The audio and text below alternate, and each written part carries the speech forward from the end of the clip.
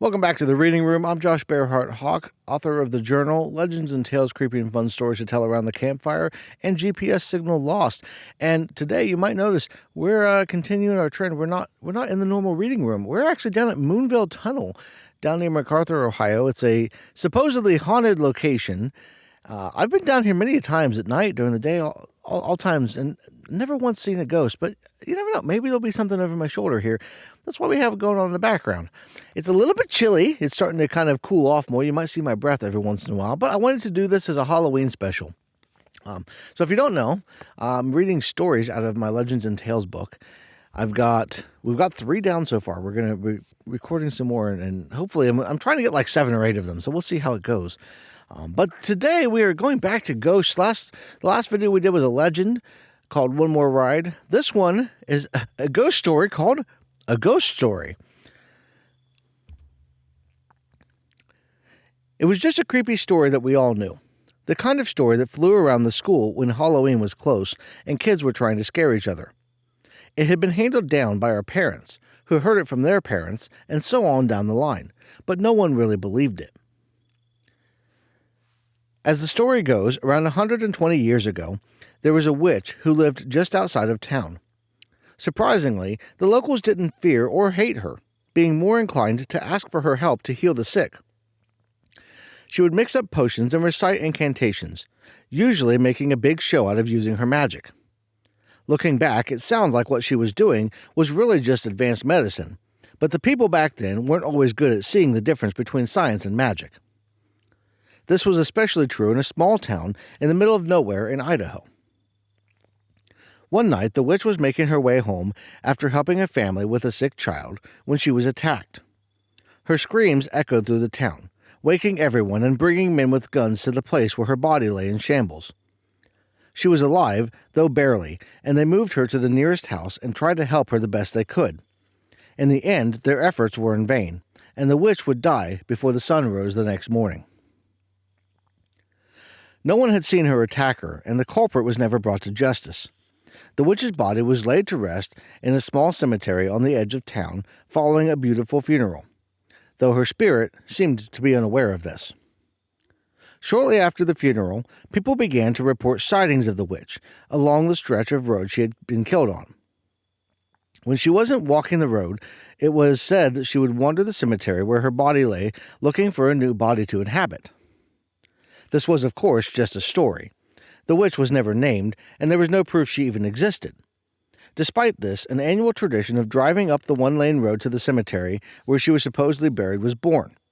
The date of her death was pinned to October 31st, and teens would swear every year to have seen her ghost even if they knew it was only their friends pranking them. I had avoided the area every year as I grew up, getting laughs from all of my friends who said I was just too scared to go up there. The truth was that I just didn't care for the silly antics of other kids my age. There was nothing spooky about the cemetery or the road, and since it wasn't spooky, it wasn't fun.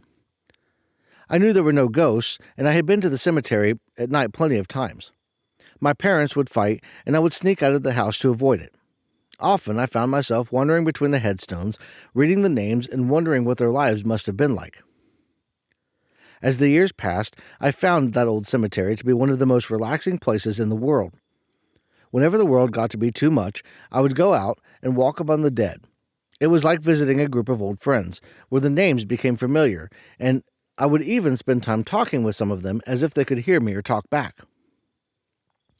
I invented stories for each of them, not knowing what their lives were really like, making up details based on when they died.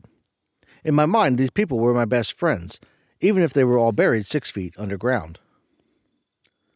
Not long ago, on a cold day in February, I was having one of those days that made me want to visit my friends at the cemetery. A customer at the coffee shop I work at had berated me because we were out of the blend he liked. Another snowstorm had come through and brought with it enough cold air to kill the battery on my car, and I twisted my ankle walking on ice. It felt like things couldn't get any worse. I was on the verge of tears by the end of my shift, and I knew there was only one place I could go to feel better. Clocking out and telling my coworkers I would see them tomorrow, I started the walk to the cemetery. The snow was piled much higher than I anticipated, but I managed to make it up the hill through the old rusty gate. Making my way through the rows, I thought about what life might be like if I got out of this small town. Maybe I could go off to school somewhere. I never really imagined myself doing anything other than what I did day to day. But maybe there was something more out in the world. I could always just take some time and travel like some of my high school friends had done after graduation. A couple of them met the love of their lives and settled down in warm, sunny places. Then I started thinking about how some of my friends in the cemetery might have wound up here. How many of them had actually traveled from places out in the world to the small town? What drove them to decide to settle in such an inhospitable place? As my thoughts filled with possibilities, I noticed something out of the ordinary near the back of the cemetery.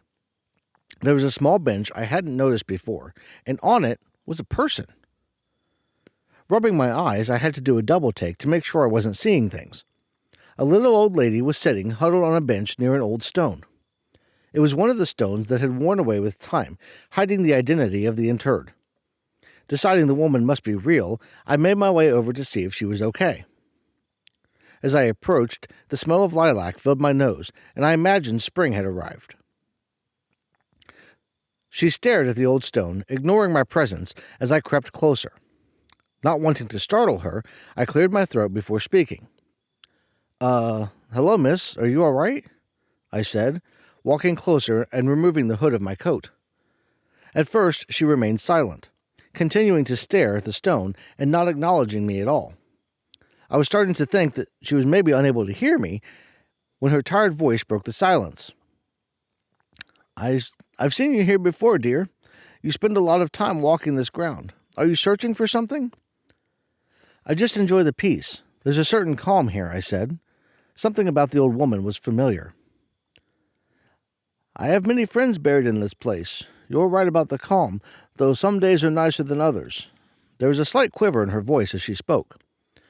I haven't seen you here before. Are you a local? I asked.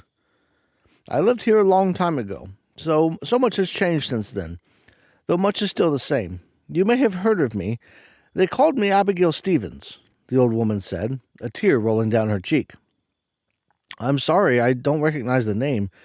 I don't even think there's anyone with the name Stevens left in town. I was starting to worry that the poor woman had some kind of mental issue like dementia.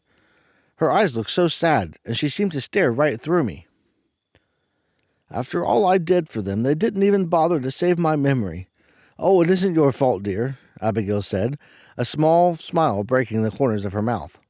It's been a long time after all, and I'm sure they were all ready to forget and put what happened behind them. It was such a sad night after all, especially for me. She was staring back at the old stone as she spoke. By now the wind had picked up a little more, chilling me to my very bones. Something was off about this woman, but I couldn't tell exactly what. I found myself wanting to know more, wanting to find out just who Abigail Stevens really was. So something happened that caused you to leave? I asked. In a way, yes. You see, I was a doctor back before women could aspire to such heights. I had grown up in a family of doctors, being the only child of my parents who were unable to have any more after I was born. My father would have preferred a son who could go off to medical school and carry on the family legacy, but he settled for teaching me what he could. He would let me diagnose patients and suggest cures, all under strict supervision, of course.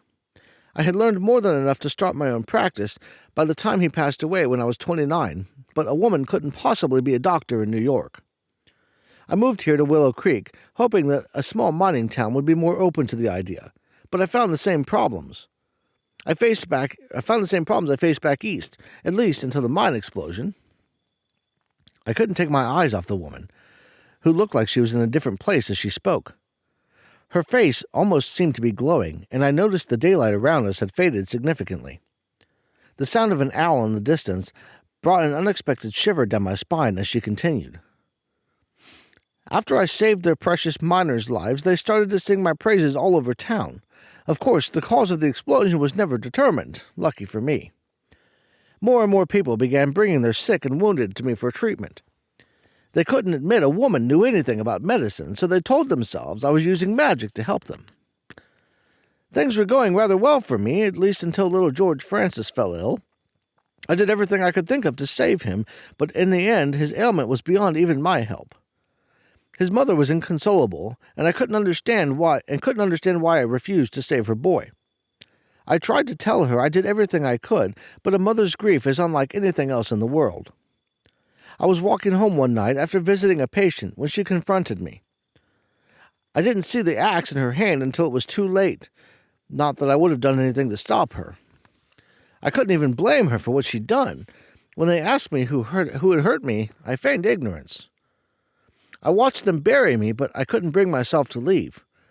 If only I could have saved her son, maybe things would have turned out differently. I've been waiting here in this spot ever since. As she finished speaking, I realized I was no longer standing next to her. I was now sitting in the snow, leaning against the blank stone and staring up at her. I couldn't feel my arms or legs, and I knew hypothermia must be setting in. As I stared, she stood up and knelt down beside me, her lips only inches from my ear. "Thank you for helping me, dear. I promise it won't hurt, and I'll do great things through you," she whispered, placing her hand on my chest. The last thing I remember was hearing her take a deep breath before a blinding light overtook me and I passed out.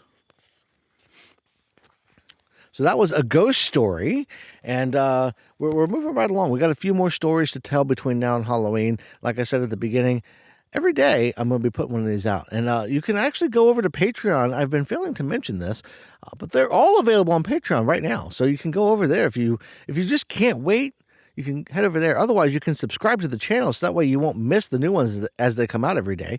You can like the video to let Facebook know, hey, send it to other people.